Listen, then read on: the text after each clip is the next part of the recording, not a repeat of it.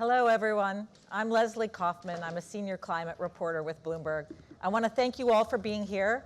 I know we're your last panel before lunch, so thank you for hanging in there. This is an important topic, and we certainly have a very high-powered panel to discuss it. So today, we're talking climate, but we're doing something a little different. We're going to talk about big bets. That is what we call bold action, hopefully. People who've taken some big steps to address a very big problem. Amanda, I thought we'd start with you today. Welcome Amanda Leland, who is the Executive Director of the Environmental Defense Fund. Amanda, can you talk a little bit about big bets? I know you say that's something that EDF likes to do, but I'd like you to define a big bet for us, something that you did. Why was it a big bet, and why do you think it was impactful? Great, thank you for having me. Big bets are, in my view, are kind of what changed the world. It means taking a problem that lots of people think is unsolvable, figuring out a pathway that's going to make a difference, and then going all in on it. So identification of the problem, a solution set that is going to work, and then scalability are kind of three of the key criteria in terms of how EDF thinks about big bets. So I'll just touch on a few that sort of go through the history of Environmental Defense Fund. One is the founding. EDF was, the first big bet was a group of plucky scientists and lawyers who got together to ban the toxic chemical DDT. And from that, the bald eagle flew off of the endangered species list. That was a big bet. It was a scaled solution and it worked. Another one is partnering with Walmart, for example. Unlikely partnerships are really important, I think, in helping to enable big bets. And we partnered with Walmart to reduce a gigaton of climate emissions in their supply chain. And that happened 6 years ahead of schedule. People thought it couldn't be done. It was done, and it was done quickly. Another one is EDF is the only NGO that's launched a satellite into space to track climate emissions. And then maybe my last example is... That turned out to be prescient. Yes. Yes, data. We need the data to be able to track the polluters and hold them accountable and make progress. And the last one maybe to touch on is EDF's big bet to end overfishing. About 20 years ago, a lot of front page stories was about the overfishing crisis, including your reporting. Right. And the dying oceans. And we took a big bet, which was to scale solutions that would bring fishermen and the user community into the solution and reward them for conservation. And the turnaround has been amazing. It's worked. And again, people thought it wasn't possible, but it is with those unlikely partnerships and those solutions that can scale. Terrific. Adam, let's go to you next. Adam, you founded, or I guess you're executive director of Planet Reimagined. I was hoping you could talk just for a minute about what that is. People in this room might not know. And talk about a big bet I think you've announced recently and that you want to talk about today. Great, thank you. So my name is Adam, and my night job is that I'm a musician. I travel around the world playing arenas to tens of thousands of people a night, but my day job is that I work in climate, and I teach climate policy at Columbia. But Planet Reimagined is an organization that was built out of the idea that research needs a clearer path towards advocacy. It needs to be done in tandem with each other. How do we build solutions that can then be implemented as quickly as possible? So today, actually, we released something that we're calling the Neo-Industrial Revolution. And it is a declaration that you'll probably be getting on your tables in the next few minutes. And it is a declaration looking at what this new era of the climate movement should look like. And we kind of create all of these solutions that's essentially a philosophy. It's not, here are all of the concrete things we need to do to keep us below 1.5 degrees. It's not that. It's looking at how we can change the lexicon of climate and how we can focus on moving the narrative away from individual action to collective action. If I hear one more person tell me that I should change the kind of straw I'm using or that I should be recycling more, completely off the table. We are completely past that. And one of the big things that we talk about here is that in sustainability, in the climate movement, we use this language that nobody cares about. Nobody gives a shit about 1.5 degrees. Nobody cares about climate change.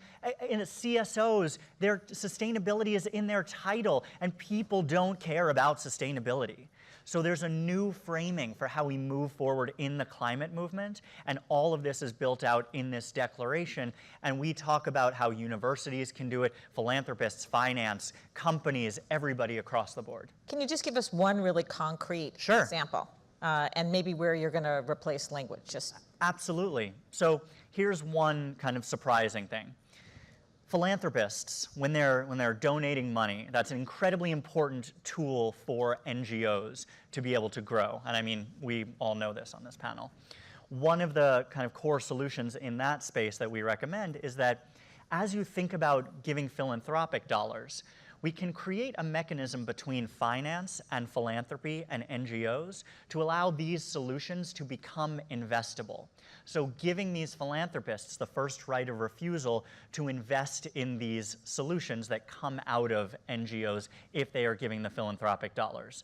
Now, the things that we're offering that they could invest in are not climate solutions. They are transportation, or how we get from place to place. They're the things that we grow, the things that we build, how we power our cities and our communities. Those are the things that people care about, and those are the things that are most investable. The same idea can be applied to universities, but we really go through all of these different sectors and say, okay, how can we transform the language that we're using? Well, this brings us to you nicely, because here you are, head of the innovation at the World Food Program, and so you're dealing with some of those investable solutions. You are the capital going into some of those. So maybe you can do a two-part. You can talk about a big bet you might have made, and then maybe you can talk about what Adam just said. Is he making a legitimate point? I mean, like, essentially my day job is like, so we are running 18 different impact accelerator programs this year for World Food Program, different NGOs, the Gates Foundation, the Adaptation Fund, actually different verticals, ending hunger, climate adaptation, and so on and so forth. Now, the interesting piece there is that we actually need to focus on, like, on the one hand, you can make big bets, and sometimes you make smaller bets that turn out big. So, like, I think there's one truth to that, where it's like you don't know at the time of actually when you make these investments which of those turn out well. And the other thing is, like, thinking about, like, how you actually do this now. As World Food Program, we're active in over 100 countries, so it's like whenever you hear from emergency response, like, at any given point, every month right now, we provide food or cash to 1.5 million people in Ukraine. You know, everywhere you hear that, like, that's what we do, but we also connect farmers to markets, rehabilitate land. And, like, just to tell you two maybe, like, kind of like breakthroughs or like that we've worked on. One, last year alone, through our work as World Food Program, we have rehabilitated 230,000 hectares of land. So, like, you know, essentially land that has, you know, was desert or like semi-arid, that now is this agricultural land again. So we've invested in a startup called SoilWatch Soil Pro, and they use AI and satellite imagery and, like, essentially ground samples to certify essentially the regenerative ag information that's happening. Now, that you would say is like, well, what's cool about that? The cool thing about that is that all of a sudden, like, if you want to give money, it's not about just like, well, it's a lofty idea. It's something that you really can see the tangible results. Second example, which is related, is a startup. They use AI again, satellite imagery, to give precision ag information to smallholder farmers. And they built weather models called Ignitia. And right now they have 700,000 paying smallholder farmers, paying $2, $3 a month. But, like, this goes to show that now, like, these are people that are in remote areas of Africa that now have precision ag information that, you know, years ago, maybe in the US you would have had. Well, is that really investable, or is that philanthropic? Talk to Adam for me. That sounds like something like, for that price. I mean, because I know Google will do it for a lot of money, but I just wonder whether for that price, that's an investable solution. Is that a growth solution, or is that a philanthropic solution? I mean, they're a for-profit company, like, with a social cause. Like, they're definitely investable. Now, depending on, some of the startups in our portfolio are more investable, some of them are more social, but still investable. Now, and this is a question of, like, I guess if you're a philanthropist, you can give money for, school meals, like you give money for emergency response, like that's great, right? But you can use the same investment logic of saying, hey, I'm using that dollar because I know there's a chance it multiplies, 10x, 20x, 50x. And so I think this is where there's an opportunity to actually look at the capital stack and say, like, where are those that are willing to take a risk for multiplying the impact? Is this what you're thinking of? It's slightly different. Okay. I think there is this kind of world of high-risk capital that can be put into social impact ventures, which I think are incredibly strong and viable solution. The philanthropic space, there's kind of two areas of it. One is research for the sake of research, which I think is incredibly important, and in the university space in particular, we need to keep funding that. Right? That is viable. That's where a lot of our big picture solutions came out of. mRNA-based vaccines came out of this idea, research for research's sake. However, at the same time, money needs to be put into things that can be fast-tracked. So as these NGOs are working in the bio space, the chemistry space, they're taking on a lot of the lift that for-profits aren't because it is too risky, but when they come up with a solution, it can be scaled really quickly. So that's where I think we need to be looking more. There's this concept of re-research that we developed, that so much research has sat on a shelf for decades, and it actually hasn't been used. And there needs to be this moment right now where we're going back through the last 20, 30 years of scientific research to figure out what we can now use to fight the climate crisis. Amanda, I just want to come back to you because this brings me to my sort of second question, which we don't have that much time for, which is the political landscape and how's that changing? And is the research enough? Is the technological solutions enough? Where you sit in terms of implementing things? So I think the R&D, I think the scalability of solutions that hold promise are essential. I also think there's a ton that we can do right now, right? So I don't think it needs to be a binary set of options or this or that. I think we need to be leaning in on all at the same time. There's a tremendous amount that can be done. And I think in this political context, one of the things that I've learned in my 21 years at EDF that's really important is that the solutions that last are the ones that are going to improve people's lives as soon as possible. And so we have to start thinking about how do you tailor the solutions so that people's lives are better off, rather than asking people to take a cut now or take some pain now for some future payoff. And I think the technology can help with that. And I also think that we need to be thinking about these solutions in a way that are going to be people-centered and are going to help people in their regular lives. And what opportunities are we seeing right now? Bernhard, do you have any thoughts in terms of? I mean, like, I guess everybody talks about is like AI, of course, is a big area where, like, and also when you think about like scalability, like what technology, like, everybody uses like Gen AI in one shape or form in this room, most likely. But like, there's definitely opportunities beyond that where how you can use AI for solving real problems, as you point out. I think you're spot on with that. Now, the other area which I wouldn't dismiss is actually like kind of product innovation, things that actually like, and I agree with you. So like this is like the ingenuity of like people, maybe this has been developed like 5 years ago, 10 years ago, and now it's commercial, you can commercialize it. And I think this opportunity of saying like combining like, venture capital with like real problems and solutions, I think there's a big opportunity right there. Okay, anyone else want to speak to solutions they see that seem very possible right now when they're looking out? Yeah, I think in the US in particular, there has been a changing climate. Right. And it didn't just start 8 months ago. It started probably 2-3 years ago after we passed the Inflation Reduction Act, and people kind of came, and the climate movement came down off of that high. And there is a real opportunity for us to look at the hyper-local level now. And most people in the United States and around the world don't realize the kind of impact that policy at the local level can have. Zoning is an incredibly unsexy policy that has a huge impact on climate. Local transportation and electrifying local transportation happens at the local level.